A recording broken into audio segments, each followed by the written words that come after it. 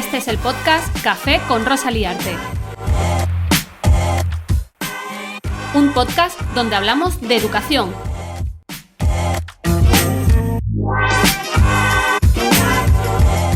En este episodio me tomo un café con Patricia Santos, profesora de FP y especialista en normativa educativa.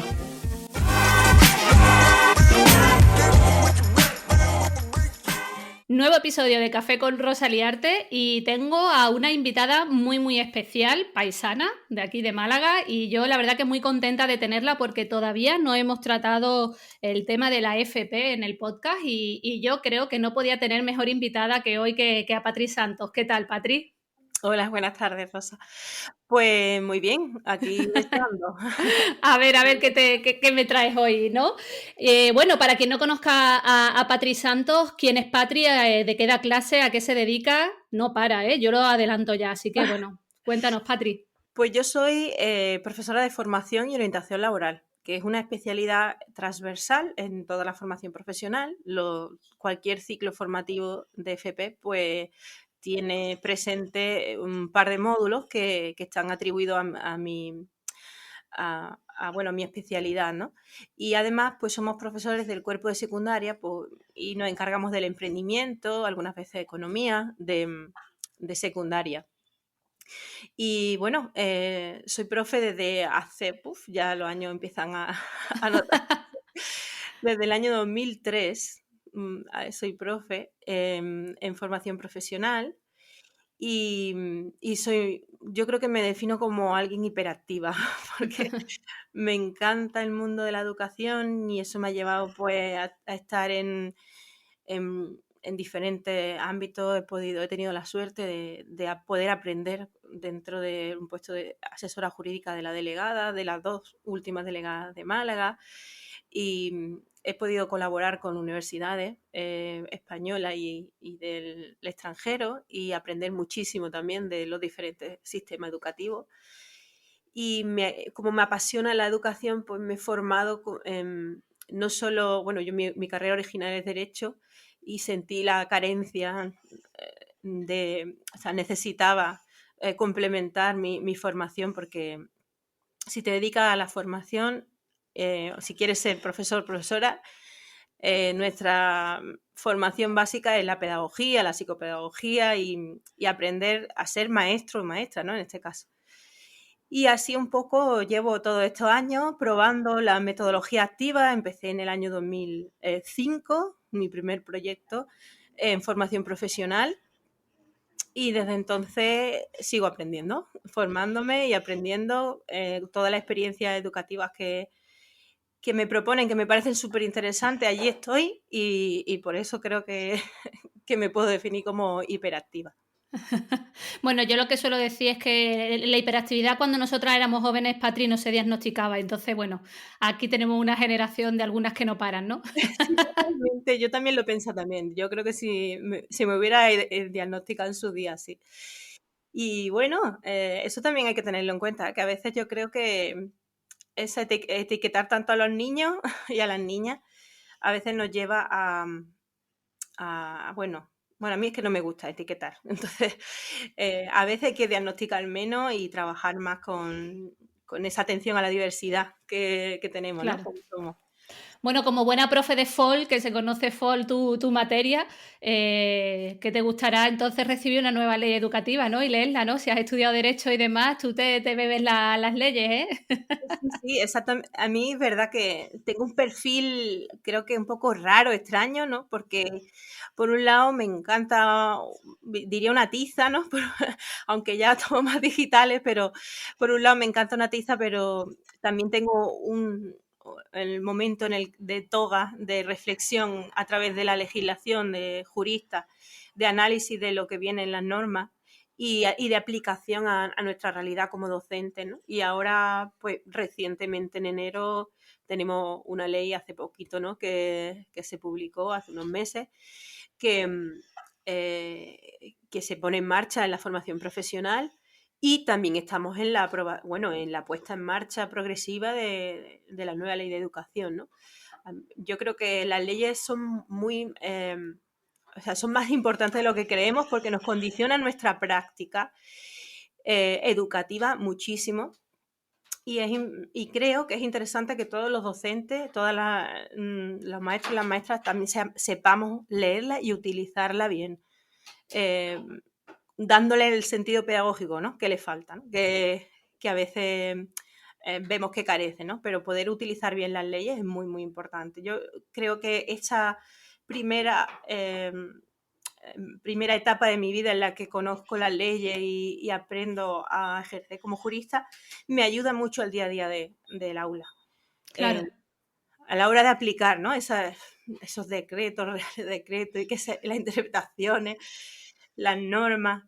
Y incluso a veces a la hora de aplicarlo a favor de ese concepto de educación pedagógico que podemos tener, que además compartimos, ¿no? Cómo utilizar ese artículo, esa ley que pone ahí, porque hay una cosa que yo suelo repetir bastante, quizá por este doble perfil, es que aunque no nos suene romántico, los docentes, las docentes, somos administrativos, somos funcionarios y tenemos que aplicar la normativa de derecho administrativo. Y a veces no conocer este aspecto nos lleva a situaciones no buscadas, no deseadas, que con muy buena fe llevamos a cabo, pero bueno, desilusionan. Por ejemplo, me estoy acordando ahora de reclamaciones de calificaciones que Sí, he tenido que hacer yo digo, desgraciadamente con mucha pena, porque efectivamente tú ves que existe un trabajo detrás, que los compañeros y las compañeras efectivamente han tomado una decisión fundamentada pensando claro. en lo mejor para ese niño o esa niña, pero es un procedimiento administrativo, no han sabido gestionar bien el procedimiento administrativo y por cuestiones jurídicas, por seguridad jurídica, se les quita la razón. Y eso provoca a veces desilusión, Sí, desencanto con la educación, ¿no? Porque tú dices, con todo mi cariño, con todo, intentando hacerlo lo mejor posible, buscando lo mejor para esos niños y esas niñas, y ahora me dicen que lo he hecho mal, ¿no? Y se te viene el mundo abajo, ¿no? Por lo menos esas son las caras que he visto yo de compañeros o compañeras cuando les ha pasado. Y eso tiene que ver porque yo creo que falta en esa formación inicial que tenemos, falta conocer este aspecto. Es decir, que las docentes son funcionarios en ejercicio del derecho administrativo que tienen que hacer que no es romántico, no es bonito, a mí me gusta más la parte educativa, pero no podemos obviarlo porque existe, es así, y conocer eh, esto y saber gestionarlo bien para poder llevar a cabo nuestra propuesta didáctica con tranquilidad, yo creo que es esencial. Bueno, lo que has dicho lo he vivido. He vivido tanto ver reclamaciones a compañeros y que no se le ha dado la razón, y yo también la he vivido personalmente y se me dio la razón. Pero claro, yo aquí siempre me apunto esto que se lo digo a compis nuevos: el desconocimiento de la norma no te exime de su cumplimiento. Entonces, bueno, pues yo creo que eso es súper importante y siempre yo también lo he hablado, Patri, en las formaciones y demás, porque luego vienen esos momentos de reclamación que te puede venir por quien menos te lo espera, que a mí me pasó, y precisamente como luego no te den la razón, te llevas un chascazo, que es duro. Yo, por suerte, la pasé y se me dio la razón, pero he vivido compañeros que no se les ha dado y claro, te pones a analizar y dices, no, es que no hiciste la evaluación a lo mejor competencial o como era y claro, ahí viene el momento que finalmente no es que el niño tenga la razón, es que como tú no has hecho bien el proceso, pues al final se le termina dando la razón. Algo muy duro, pero bueno, que cuando se ve como docente yo aprendí mucho, ¿eh? Yo aprendí muchísimo y es duro. Pero que no te me desvíes, ahora volveremos con la ley, que volveremos con la ley, pero que no te escapas de la pregunta: ¿qué es para ti la educación, Patri? Pues mira, yo creo que la educación tiene que ser una oportunidad. Yo sé que hay gente que dice, bueno, pues en la escuela lo que tienes que encontrar es conocimiento, saberes constituidos y que te eduquen en tu casa, ¿no? Pero yo no estoy de acuerdo con eso porque yo creo que la escuela es una oportunidad para el que no la tiene en casa, o debe de serlo. Es una oportunidad para desarrollarte a nivel personal, profesional, encontrar tu sitio en el mundo, desarrollar tu talento. Y, Y yo la entiendo así la educación, por eso creo que lo primordial de la educación es el ser.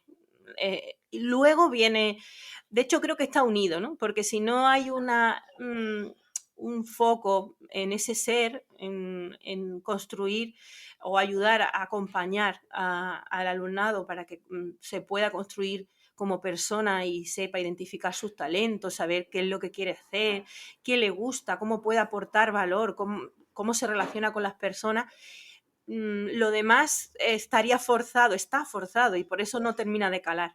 Cuando se trabaja mucho el ser, el saber viene después estupendamente porque ya quieres, o sea, tú generas ese interés en los niños, en las niñas, quieren aprender y por tanto ya viene todo lo demás porque la cultura es esencial. Yo creo que cuando empiezan estos debates, que creo que son estériles, de contrarrestar entre metodología activa bueno, y perder la cultura, eso es completamente absurdo porque es complementario, es necesario que vaya unido. La cultura es esencial, aprender y saber es esencial también para esa construcción del ser, aunque haya que partir de otra base más personal. Bueno, yo nunca habían dicho esto, de que la educación es una oportunidad, así que apuntadito por aquí queda. Bueno, Patri, profe de FOL, yo he estado en centros educativos donde había FP y tenía mi compi de FOL. Normalmente era un profe así más de derecho, que sabe un montón de leyes. Yo me acuerdo, además, siempre le estábamos preguntando, lo teníamos acribillado con temas de normativa. Y bueno, ¿cómo? Una profe de FOL, que normalmente la mayoría de las veces estáis en FP, decide tomar las metodologías activas, porque no es por poner fea, pero no es una materia bonita en sí todo lo que se trata en FOL, por lo menos lo que yo he visto, ¿no? Es algo bastante más así, más duro de entender, ¿no? Más Qué árido, abstracto. ¿no? Sí. Sí, y claro, bueno, bueno, creo que quizás a lo mejor eso, ahora tú nos contarás, te llevó a practicarlo con metodologías activas, pero normalmente siempre es una materia que luego cuando tratas con el alumnado y demás, igual, ¿no? Es de las más duras. Y bueno, ¿cómo te lleva todo esto a cambiar tu forma de trabajo en la materia? Pues mira, es un poco relacionado con lo que tú estás diciendo. Yo decido, siento vocación docente, como diría María Zambrano, y digo, me quiero dedicar a esto, ¿no? Yo estaba terminando Derecho, cuarto de carrera, y pienso, es una ilusión, entro en el aula, conozco la FP, yo dar clases, ilusionada porque me encantaba lo que hacía, con una pasión, y veo unas caras de aburrimiento mortales. Los niños y las niñas me miraban para arriba, ¿y esto para qué sirve? ¿Y esto una María? Y, y yo insistía en explicarles por qué era tan importante, cómo les iba a ayudar a nivel de su vida personal, ¿no? Saber, por ejemplo, defenderse como trabajadores en el día a día, saber relacionarse con Hacienda, algo que creo que es súper útil, Que ¿no? pasamos todos por ahí. Claro, pero es verdad que no es la edad, porque no está en el momento del problema, no está en su vida real en ese momento. Y yo insistía y sabía que estaba siendo estéril también. Era una insistencia absurda porque no terminaba de explicarme bien. Y en un momento dado, por intuición, al principio, lo que hago es pensar, bueno, yo doy o enseño a crear empresas, gestionar empresas. Estaba dando clases en soldadura y pasé por el taller, vi al compañero y le pregunté, bueno, ¿qué hacéis aquí? Me contó lo que hacía y digo, pues, ¿y si creamos, o sea, constituimos el taller como una empresa y así le doy yo toda la utilidad para que entiendan cómo funciona? Me puse en coordinación con él me dejaba sus prácticas y las prácticas suyas se las pedía yo como cliente al alumnado y empezó el proyecto. El primer proyecto lo empezamos por intuición. Tengo que decir que a nivel pedagógico no era, no estaba bien estructurado, pero por intuición empezó el proyecto así y bueno, y supuso un incremento de motivación y además mucha más interés en la materia y por supuesto lo primero, lo más inmediato, dejar de preguntar esto para qué sirve, porque directamente ya estaban viendo para qué servía, ¿no? Y eso me hizo darme cuenta, reflexionar, en primer lugar, que me faltaba formación. O sea, yo por intuición había hecho algo que que tenía que hacer de manera más rigurosa y eso requería que yo me formara a nivel pedagógico, psicopedagógico, porque carecía de esa formación. Y eso me hizo seguir formándome y haciendo diferentes proyectos.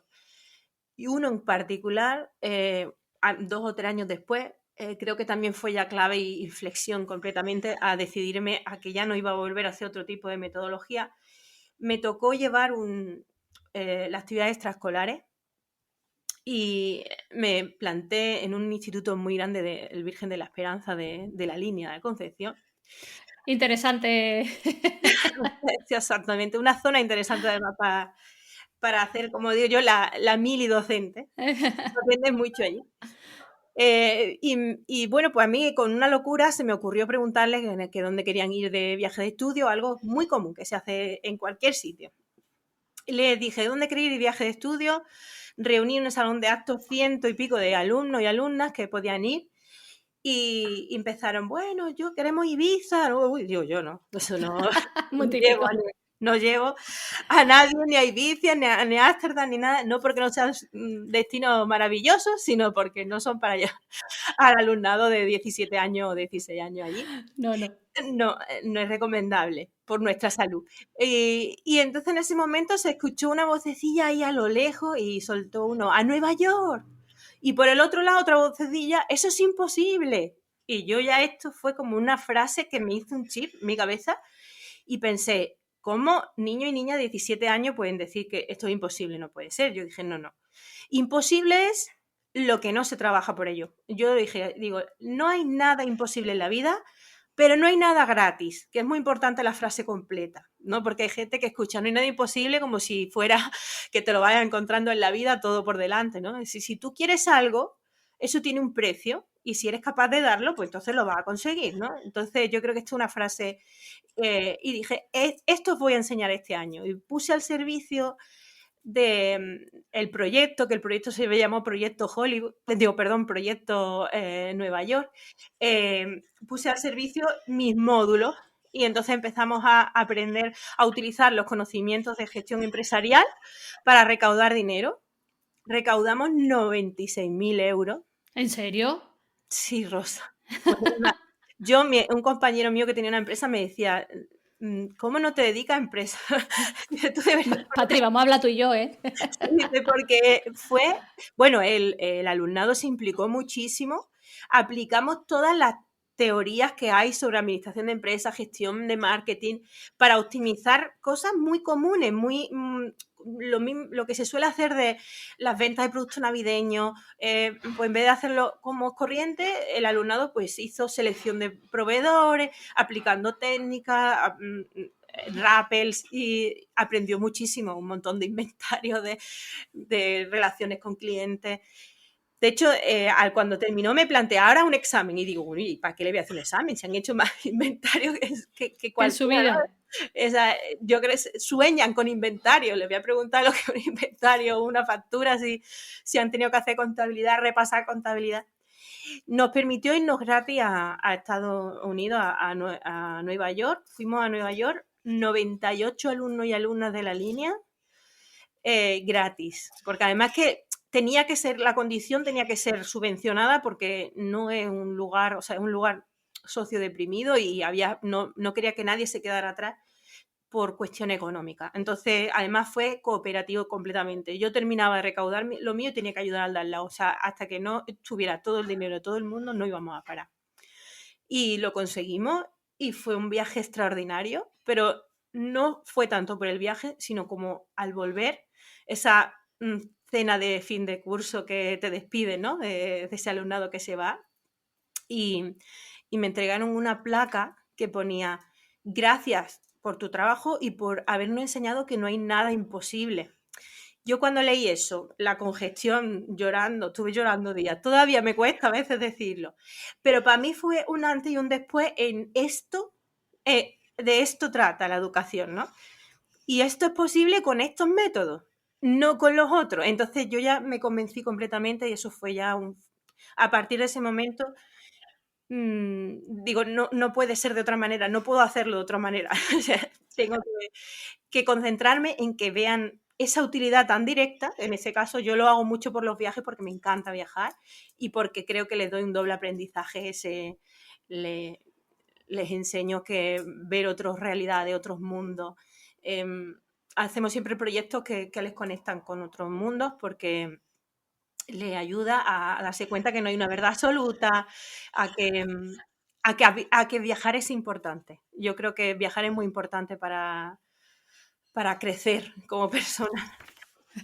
Hombre, yo creo que es lo que más valoro, ¿no? Y es cuando más te abre la mente y bueno, yo creo que se aprende muchísimo viajando, ¿no? Yo, vamos, en eso estoy totalmente de acuerdo contigo. Yo le suelo introducir de muchas maneras, es decir, nosotros hacemos proyectos, luego también desde el año pues 2000, creo que fue 2006, fue la primera vez que me interesé yo por el proyecto Erasmus para centros educativos y en concreto para formación profesional. Y también les animo a que tengan esa experiencia que les provoca madurez y una experiencia vital que les cambia la vida. Y me dedico siempre que me dejan los centros que voy, porque he estado rotando mucho y la mayoría de las veces ha sido que sí, a intentar que el alumnado tenga esa experiencia porque creo que suma vida. O sea, es impresionante. Totalmente. Bueno, has contado antes que has sido asesora jurídica de las delegadas, me he quedado con eso. ¿Qué tal la experiencia? No debe de ser fácil tampoco, que se encuentra una delegada, es que no veas, ¿no? Sí, bueno, una delegada se encuentra de todo, es un foco alejado del aula, pero a la vez muy relacionado con él. Para mí, digo que ha sido la suerte, aunque tengo que decir que con mi pena, porque para mí el aula me da vida y cuando salí del aula no me encontraba, pero como experiencia vital ha sido bastante interesante porque ver desde arriba, desde la gestión general de lo que son Lo centros, que hay. lo que hay y toda la serie de problemas que vienen a la vez y cómo tienes que coordinar lo que tienes para poder resolverlo, ¿no? Y todo el mecanismo de acción ha sido muy interesante, como crecimiento personal, de cómo se gestiona, no un centro, en este caso es el asesoramiento a todos los centros. Es que fue un salto exponencial en el sentido de, pues, compañeros y compañeras que tenían problemas a la hora de gestionar la contabilidad de los centros o de dirigir un centro y bueno, porque el día a día de un centro está muy unido al derecho y al derecho administrativo y al derecho de todo tipo, ¿no? Y situaciones que me impactaron, casos, expedientes. Yo tuve que salir de allí, mira que tengo muy buen recuerdo, de las dos delegadas fueron estupendas. El trabajo, tuve que salir de allí porque no era capaz de irme de la cantidad de volumen de trabajo que había, entonces yo entraba allí a las 7 de la mañana, eran las 8 de la tarde y no me había levantado de allí porque veía... eh, en el cuerpo general es verdad que a veces piensan, bueno, estos son expedientes, no te preocupes, no te... Pero yo no podía evitar abrir un expediente e imaginarme ese compañero o compañera, porque lo había vivido. Entonces, no podía cerrarlo hasta que no lo terminara, tenía que Claro. seguir, La porque me empatía, tenías empatizaba, muchísima exactamente, empatía, ¿no? muchísimas. Mis compañeros de allí me decían, es que no es bueno, porque claro, tienes que también tener tu horario, cerrar, irte. Pero yo veía como que pues me veía ahí con la compañera de muchos supuestos, de muchos tipos variados, porque además de gestionar reclamaciones de calificaciones, a ver que un colegio se está cayendo, a un problema del colectivo sordomudo que necesita un recurso, a unos compañeros directores que han podado unos árboles y se le ha venido encima una multa. Y era como tenías que, unas circunstancias súper variadas. Del punto de vista, a mí también fue un punto de inflexión en mi carrera porque, curiosamente, aunque yo tengo mi perfil jurídico, no lo había conectado hasta que no tuve esa experiencia. Es decir, yo cuando entraba en un aula era como que el derecho y las leyes se quedaban fuera, no existían. Pero no era así. Cuando tuve que ver los problemas y Claro. enfrentarme a esos problemas que estaban teniendo todos los compañeros y las compañeras desde el punto de vista de un abogado, porque ahí hacía ejercicio jurista directamente, aunque fuera ejercicio del derecho educativo, por decirlo así. De hecho, yo creo que me lo he inventado, porque no existe esa rama del derecho, pero debería existir los derechos educativos. pues me di cuenta que efectivamente, y caí, somos funcionarios públicos, claro, la ley de régimen jurídico es aplicable y esa conexión me ayudó un montón a entender pues, cosas como cuando uno va a programar a nivel educativo, yo no me imaginaba, voy a programar y leyes, artículos, derecho administrativo, procedimientos, pero es así, aunque no lo queramos. Yo digo, lo he dicho al principio, que yo digo que no es romántico porque a mí me encanta, me apasiona la educación y cuando metes leyes y eso ya suena como más feo, estamos en reclamaciones, pero es importante saberlo, es muy importante porque te permite desarrollar tu propuesta didáctica con tus principios sin que haya una injerencia o un problema que no tiene que ver en realidad con esa propuesta que tú estás haciendo, sino con cuestiones formales que tienen que ver con el derecho administrativo. Entonces, por eso yo abogo, yo creo que una de las reformas que se tendrían que introducir en esa formación inicial del profesorado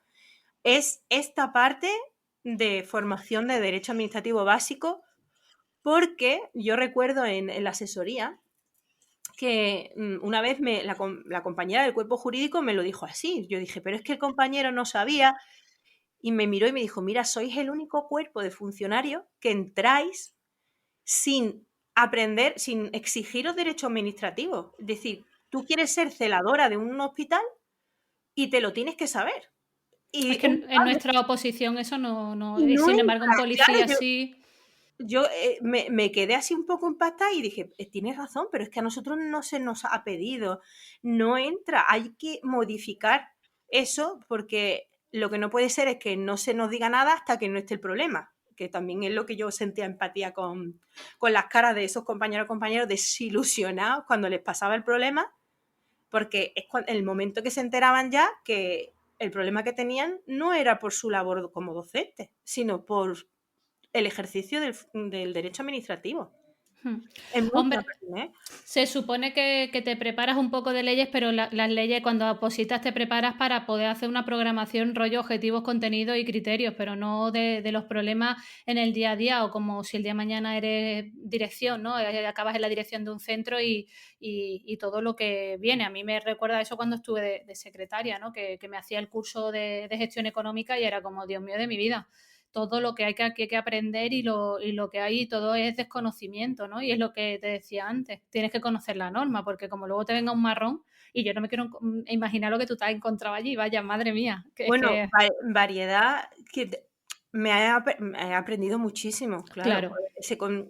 Por eso lo agradezco, después de que no era un destino favorito, porque efectivamente yo en un aula disfruto como, como una niña, pero y ahí no disfrutaba tanto, pero es verdad que aprender y crecer mucho, mucho. Tú dices las programaciones, por ejemplo, a mí me gusta cuando tengo la oportunidad de compartir con otros compañeros, decir que es una cosa, que cuando uno crea una programación, crea una norma que es vinculante, que es una norma jurídica, que nosotros cuando creamos una programación pensamos en que también, y que es muy importante, en esa propuesta educativa que tú quieres implementar, qué objetivos de aprendizaje buscas, qué metodología, a través de qué plan, cómo vas a provocar esa evaluación formativa. Todo eso, que es lo que yo llamo romántico, porque me apasiona y me encanta, es estupendo, pero resulta que convive con que estás creando una norma jurídica que va a ser de exigencia. Y nadie te ha dicho que eso aparte es una norma que va a ser de exigencia, ¿no? sé, yo creo que eso nos falta también. Y si luego está la programación mal, ahí viene el marrón, entiendo también. Exactamente, ahí es donde viene porque a veces cuestiones como, bueno, no voy a ser muy concreto porque luego voy improvisando y ahora hay una reclamación y resulta que a nivel jurídico has provocado inseguridad jurídica y por tanto hay que darle la razón a la persona reclamante. Y eso no lo sabes, porque tú lo has hecho con buena fe, pero no lo sabes. Cuando se dice en muchos sitios el tercer nivel de concreción curricular, Curricular, sí. esa frase que se Típica dice frase mucho, de la programación. esa frase tiene un sentido jurídico. Lo que te está diciendo es que te permite al actor jurídico, en este caso a los docentes, nos permite crear nuestra propia norma, pero con todo, o sea, para adelante. Es decir, si la creas bien y si la creas mal. Es decir, es súper importante la programación. Es muy importante a nivel pedagógico, como propuesta, pero también es importante a nivel jurídico para poder desarrollar con tranquilidad nuestra propuesta. Y no es complicado, es decir, no es complicado. Hay que prestarle más atención de la que creemos. No podemos llegar a un centro y decir, es que ya está hecha y como soy nueva no quiero decir nada. No Muy sé si... típico, muy típico. Entonces me sumo a esa propuesta y luego tú en el aula haces otra cosa. Bueno, pues ya está haciendo un incumplimiento de la norma. Sí, Misma pero que norma. aquí te hago de diablo también, que habrá gente que diga, pero es que yo llegué al último y he dicho que la programación no está por criterios de evaluación, sigue con porcentajes puestos, por ejemplo, aquí en Andalucía hablo, que es que no se puede poner porcentaje en los instrumentos y hay gente que dice, es que no me ha quedado otra porque no quieren cambiarla. Claro, en esos momentos que a mí me ha escrito algún profe así que dice, ¿qué hago? Si es que tienen mal la programación, lo digo y no me hacen caso. ¿Qué se puede hacer ahí, Patri, también? Porque... Tú tienes el derecho de autonomía pedagógica y existe un artículo que te habilita a separarte de esa programación didáctica. Sobre todo ¿Así? porque, claro, es que tú ten en cuenta que hay un incumplimiento legal. Tú, no, tú lo has dicho antes, el desconocimiento de la norma no te va a eximir del cumplimiento y de la responsabilidad. De la Entonces yo responsabilidad. puedo debatir, puedo enseñar, puedo... si no hay ese consenso y hay alguien que le da igual y quiere seguir adelante con su incumplimiento, tú lo que puedes es cubrir tu responsabilidad. Yo ya he puesto de manifiesto, eso se queda en el acta de reunión de departamento, que lo he puesto de manifiesto, y yo solicito que los grupos tal, tal, tal, tal, tal, que son míos, está en la programación. Porque yo sí me voy a ajustar a la legislación, porque tened en cuenta que si no me ajusto, el problema lo voy a tener igual, que no va a ser una excusa decirle, mire, es que yo no quería discutir y me he sumado a una legislación, a una programación que es ilegal. Usted tiene la misma responsabilidad que el resto. Está su nombre ahí, ¿verdad? Pues, como no se trata de una decisión pedagógica, ¿eh? No estoy hablando de, oye, pues vamos a trabajar por retos, vamos a trabajar No, por problemas. No, esto sí que hay que ajustarse a lo que decida el departamento. Se trata de que tú no estás cumpliendo lo que dice la ley. Y si no cumples lo que dice la ley, no te pueden obligar a, de hecho, es una de las, a nivel, un principio jurídico, ni siquiera tu jefe te puede obligar a hacer algo en contra de la ley. O sea, nunca. claro. El incumplimiento de una función que va en contra de la ley está completamente avalado. Entonces, eh, yo insisto, si uno llega, por supuesto, yo soy muy pro de la cordialidad y de intentar negociar, hablar, compartir. A veces es desconocimiento, a veces... Y bueno, es un momento de debate, de crecimiento también entre los compañeros y las compañeras, pero en caso de conflicto difícil que no se puede, a la mala, es que cada uno aguante su vela, porque es que la responsabilidad es individual. Claro. Es que A mí me ha pasado lo contrario como jefa de departamento, de tener bien la programación y el compi típico que no quiere, no quiere trabajar de esa forma, pero no porque se le esté exigiendo proyectos, porque en la programación hay recogido que se puede hacer proyectos o no, pero bueno, esta evaluación porcentual que lo que conlleva y por más que se le avisa, bueno, ya hay un momento que es lo que recogemos en acta, que tú te quieres atar a los porcentajes, que tú te encuentras una reclamación luego, amigo, tú sabes, yo claro. no te puedo ayudar más, yo he hecho hasta donde he podido.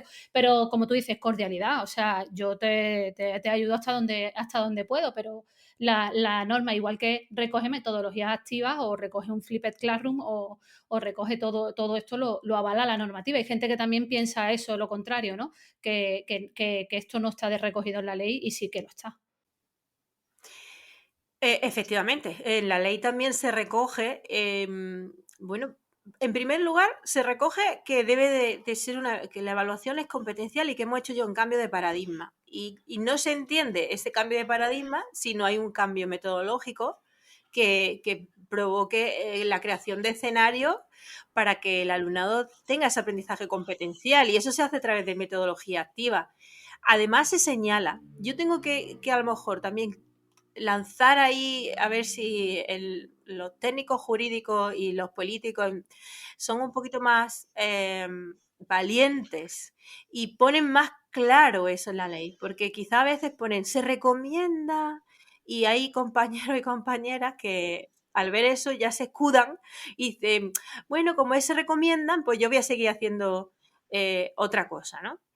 Y Sí, la ambigüedad de la ley que siempre se ha dicho. exactamente, Yo he vivido eso con el bilingüismo, Patri, de verdad. El tema sí, del bilingüe no puede penalizar el inglés. Y bueno, la interpretación de las leyes a veces lleva a discusiones en claustros literales y en departamentos. totalmente. Y por eso creo que es que, desde mi punto de vista, hace falta una revisión de la técnica jurídica, digo como jurista, de la técnica que se ha llevado a cabo a la hora de redactar, porque da la sensación que las personas que redactan no entienden de pedagogía y que debe de haber una simbiosis entre profesionales que sepan de legislación y que sepan del aula y que se escriba con términos jurídicos, pero que facilite nuestro trabajo del día a día. Y una apuesta clara, sin miedo, sin complejos. Si se trata de un aprendizaje competencial, hay que introducir metodología en la que el alumnado es protagonista, porque no se aprende si no es viviendo y construyendo tu propio aprendizaje. Y no hay que tener miedo a que eso se incorpore así. Y eso no significa que lo que te decía antes, que haya que olvidarse de la cultura. No va en contra, va a favor, porque lo que se pretende es que ese conocimiento, esos aprendizajes, habilidades, pues queden ahí y que sean parte de tu ser, no se olviden al día siguiente. Eso es otra de las razones por las que yo también cambié a metodología activa, porque yo recuerdo haber explicado, bueno, haber trabajado en lo que son nóminas en clase e insistir, hacer muchísimas prácticas, trabajar muchísimo la unidad. De hecho, recuerdo que en Marbella tenía un horario partido y le ofrecía, en el tiempo que tenía en medio yo para comer, clases particulares de refuerzo, gratis, por supuesto, ¿no? Para que el alumnado pudiera mejorar. Hacíamos una nómina, me hacía una nómina de un 10 y 3 meses después me aparecían en la puerta con una nómina en la mano por si podía ayudarle o asesorarle. Y era como, ¿qué ha pasado? Y yo, ¿qué ha pasado? Y es que no puede ser. Nosotros, yo creo mucho en las energías también. Y digo, ¿qué estamos haciendo? ¿A qué estamos jugando? Si en realidad esto se trata de generar experiencias reales de aprendizaje. Y eso es lo que significa aprendizaje significativo, algo que se te queda ahí dentro y que eres capaz de utilizar para tu vida real, para tu vida diaria. Y eso está claro, hay consenso. Lo que hace falta es que eso esté bien recogido en la legislación para que no haya un resquicio de que uno diga, ay, es que como pone recomendación, pues yo no voy a utilizar este tipo de metodología. No, además que no te dice exactamente cuál, porque yo también creo que no hay receta en educación y que tenemos que adaptarnos al contexto, a nuestra realidad como docentes, los recursos, pero metodologías activas son imprescindibles para el desarrollo de competencias, ¿no? Y pues sí, no, estoy totalmente de acuerdo. O sea, yo he vivido y creo que ya lo he dicho quizás en otro episodio, momento formación y hablar de aprendizaje de competencias, el estar hablando de proyectos y de decirme una profe, a mí no me expliques proyectos, a mí dime cómo puedo seguir trabajando como lo hago, pero que me den las notas de las competencias. Pues mira, hija, yo no te puedo dar las notas de las competencias si tú no haces un trabajo competencial, o sea, no hay forma, ¿no? Y he vivido momentos en formaciones porque también es dura la formación al profesorado. Hay gente que me dice, qué bien, y es como, es peor que dársela al propio alumnado. Es una formación mucho más exigente y tienes que tener momentos ahí que eso, interpretación de la ley, normativa y hacerles entender lo que viene diciendo la ley. No es fácil y hay momentos también que no veas. Pero ahí también te vengo a decir esa nueva ley de FP. De hecho, yo la desconocía porque al comienzo del podcast te decía, bueno, lleváis un montón de tiempo sin una ley nueva, Patri. Y me dices, no, ha salido una en enero. Y yo, pues no me había enterado. Entonces, bueno, ¿qué te parece esa nueva ley? Yo ni le he echado un vistazo. He dado formación a profes de FP y me tendré que echar un vistazo a lo que recoge, pero qué novedades encontramos y qué es lo que se avecina y cómo lo interpretas tú, cómo lo ves. Yo veo que, bueno, a los juristas nos gustan mucho las terminologías, ¿no? Ya volvemos a cambiar de nombre las cosas.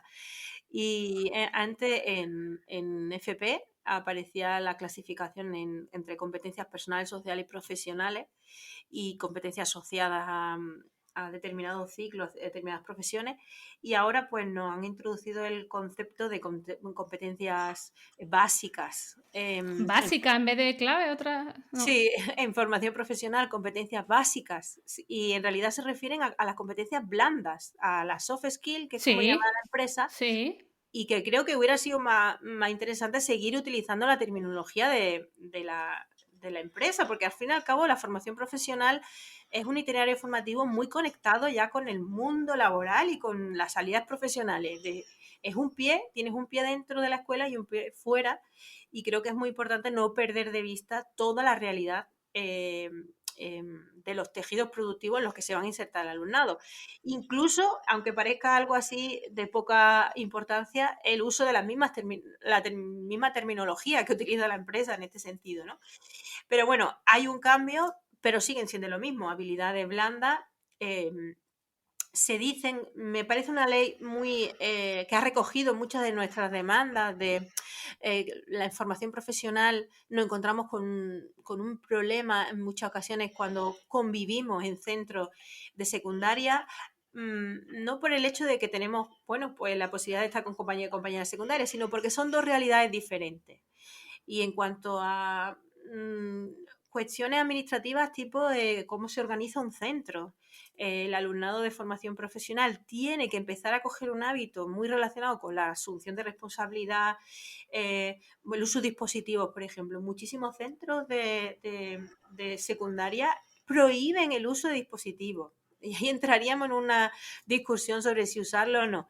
Pero no se concibe que alguien que va a trabajar mañana no pueda estar tocando dispositivos y no pueda estar con las tecnologías, que va a ser su día a día, que la competencia digital va a ser clave, es clave. También lo recoge la ley. Entonces, en muchas ocasiones, gran parte del profesorado de FP pues cree conveniente, y yo entre ellas, la creación de centros integrados de formación profesional. Centros que tengan una misma realidad, una misma idiosincrasia, y que permita gestionarlo en el mismo sentido, con esa realidad que tiene el personal que va a acudir ahí, y con las normas adecuadas y todo, ¿no? Lo que son actividades extraescolares. Es decir, el día a día de un centro, que por supuesto no es la misma realidad del alumnado de primero de la ESO que un alumnado que en ocasiones pues tiene ronda los 40 años, y le estamos haciendo cumplir una serie de normas que no tienen sentido. No tienen sentido ni siquiera a nivel educativo, porque lo que decía, tiene que tener una realidad. Luego ha integrado toda la formación profesional y ha cambiado lo que sería el itinerario, la nomenclatura, permite esta norma acreditar competencias, incluso identificando resultados de aprendizaje concretos de un módulo. No tiene por qué ser un módulo completo, sino poder demostrar que ya eres capaz de hacer algo y que se te reconozca esa competencia, ¿no? Y se apuesta por la internalización, por los proyectos europeos, por la formación del profesorado, por la relación con el mercado, pero a mí me ha sabido a poco, porque me ha parecido una declaración de intenciones maravillosa que necesita de un desarrollo. Pues lo mismo que hablábamos antes con lo de las metodologías. Sí, muy bien, has dado el paso, has dicho metodología activa, pues ahora di cómo y sé concreto y príngate de verdad y tira para adelante, ¿no? Y supongo que se está trabajando en ello, que se está trabajando en ese desarrollo que requiere esa norma, porque va a ser la primera vez que tenemos una ley de formación profesional integral que habla de toda la formación profesional, y ya digo que no le veo un pero, no le veo un pero, lo que me falta es concreción, que a nivel jurídico entiendo que no es la norma concreta. O sea, normalmente hay una ley que se desarrolla por otro tipo de norma, un real decreto, y que efectivamente en educación hay una competencia exclusiva en lo que es normativa básica para el Estado, pero las comunidades autónomas tienen que desarrollar esa competencia, esa legislación. Y entonces nos falta todo ese recorrido, pero creo que sería interesante que a nivel estatal se dieran pasos de concreción, para que también estuviera unificado en todo el Estado. El hecho de la dual creo que es algo que me encantaría que funcionara, pero que le veo peros con una realidad, con los pies y, en el aula, no sé. Em, Ojalá pudiéramos tener una formación dual modelo alemán, pero eso requiere un tejido productivo que a veces no tenemos en determinados sectores. Yo creo que hay que revisar muchos títulos, se habla de la flexibilidad que nosotros necesitábamos, la flexibilidad para adaptarnos al mercado, pero ¿cómo? Eso es lo que me falta a mí. ¿Cómo me vas a permitir esa flexibilidad? Lo que hablábamos al principio de por qué no llegar a unos niveles de concreción de, mira, modelo de programación didáctica, facilitar la parte burocrática para que el profesorado es verdad que se pudiera centrar más en la parte pedagógica, en lo que es capaz de aportar. No sé, creo que nos falta eso. Bueno, hay que esperar, ten paciencia, pero que sí es verdad que hace falta un poco de desarrollo y de remangarse y de decir que voy a apostar por metodología. Por ejemplo, las habilidades blandas sin metodología activa no se entiende, porque son habilidades que están relacionadas bueno, pues con competencias que se desarrollan de manera intrínseca con metodología activa. Trabajo en equipo, creatividad, flexibilidad, adaptarse a los cambios, no frustrarse. Todas estas cosas las tenemos en común en todas las etapas. Y en formación profesional resulta que viene la empresa y los llaman habilidades blandas. ¿Cómo trabajas eso? Pues comunicación, o sea, casi todas las habilidades que nosotros solemos trabajar se trabajan o, por un lado, de manera intrínseca con esa propuesta didáctica, que es una metodología activa, o con espacios específicos, que también es lo que he echado en falta yo en esta norma, que quizá viene la de desarrollo. En nuestro caso se llaman resultados de aprendizaje. Son vuestras competencias. Exactamente específicos de este tipo de competencias. Si está claro que el mercado exige cada vez más esa capacidad de adaptación, por cierto, también se habla de esa competencia digital importantísima, que yo creo que por ahora ha sido mal interpretada, porque se ha creado un módulo de digitalización que me parece súper interesante, pero que no concuerda con algunas realidades. Un ciclo de grado medio de peluquería tiene una salida profesional peinando en una peluquería y hablar sobre gemelos digitales o robótica, se ha separado tanto de su realidad que va a hacer que el alumnado no sienta atracción hacia eso, pero en cambio tenemos alumnado que su competencia digital es muy mala, no es capaz de hacer ni siquiera un documento de texto y hay que hacer un espacio para esa competencia digital. Hay que alfabetizar al alumnado porque creemos que por tener un móvil en la mano desde que casi nacen, son capaces de saber utilizar todos los requerimientos de la tecnología, pero no lo son.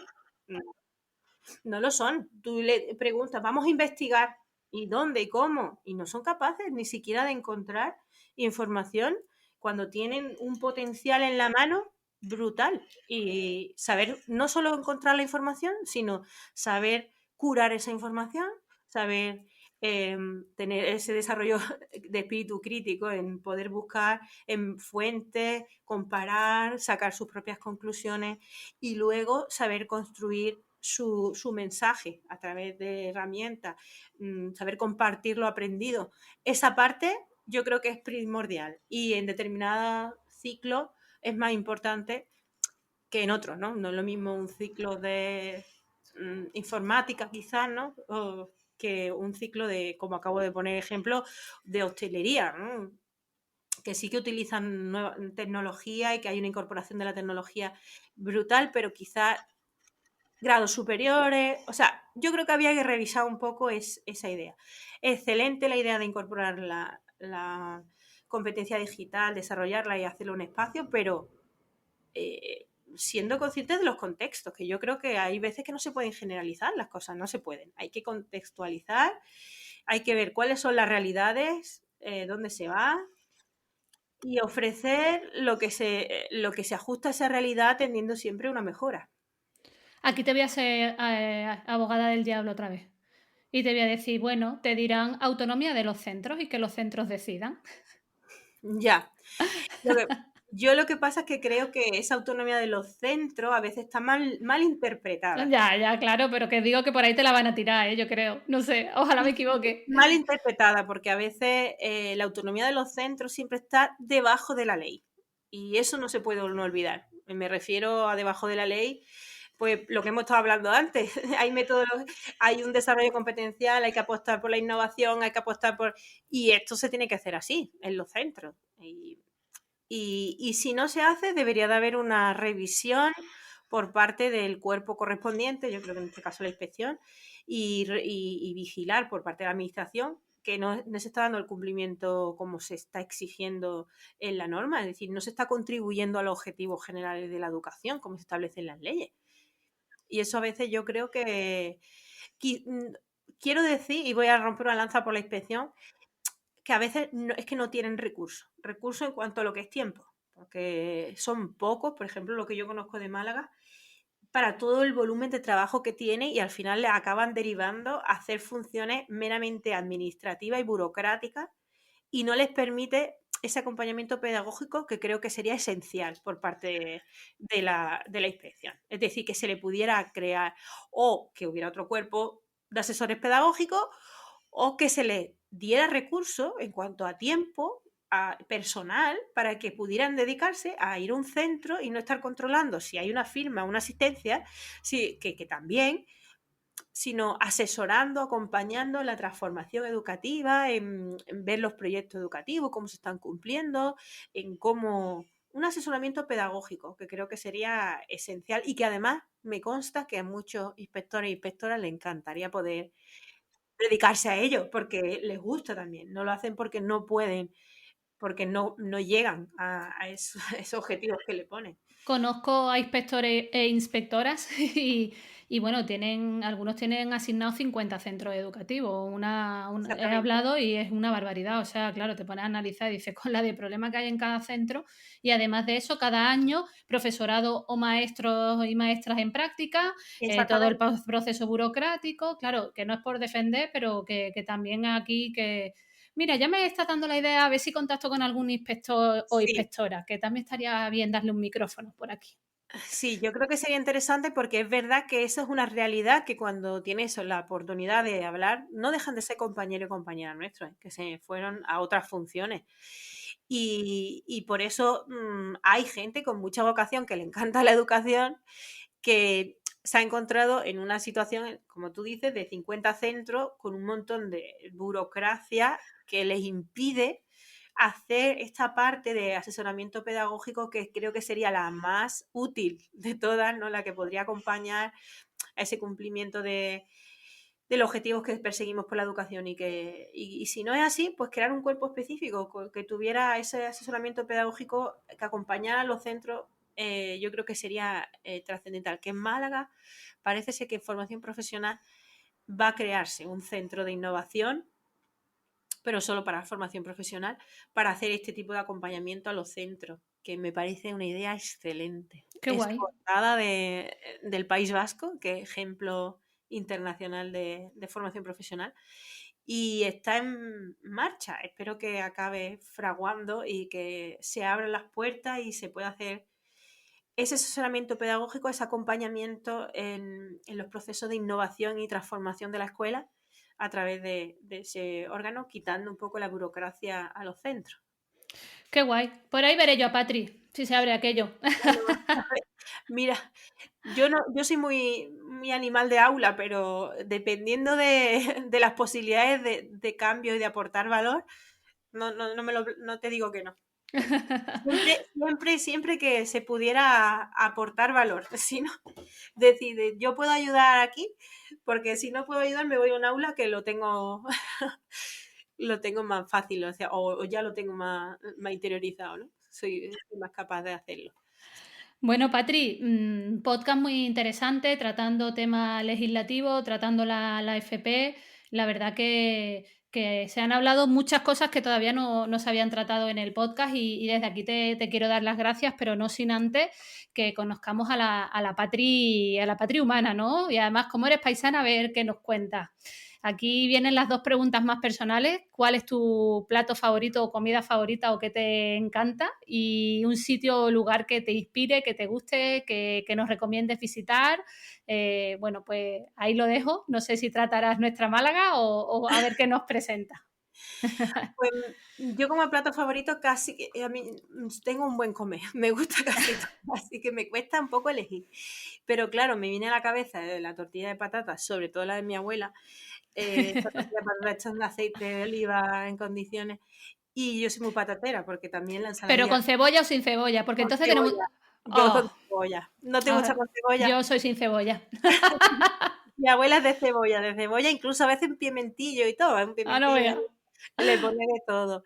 Y luego la ensaladilla rusa, es que me encanta. Yo no, y no es española, ni tampoco rusa, porque tengo una amiga rusa y dice que la que hacemos nosotros no se parece en nada a la suya. Pero, pero me gusta mucho. Bueno, y aquí en Málaga, un pescado, un espeto, eso yo creo que si Pero yo alguien no... creo que sí, que una ensaladilla, y más, a mí por lo menos la ensaladilla rusa aquí, si lleva gamba, una ensaladilla con gamba, yo ya esa no puedo evitarla con una regaña, ¿eh? Yo esa no me la quita Exactamente. nadie. Una tapita de eso y luego una sardinita ahí en espeto al lado y ya está perfecto el plato.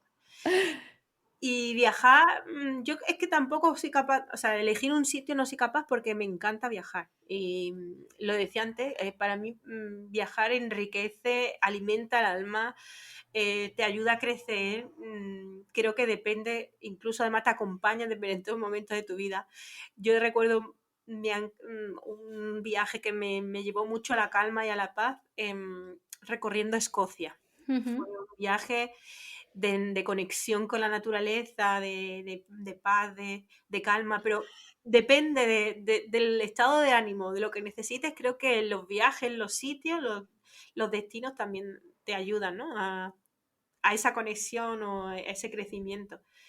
Así que igual te monta en un recorrido de California, que también me encantó, a subirte a la Alcazaba, aquí en Málaga, que también es muy recomendable.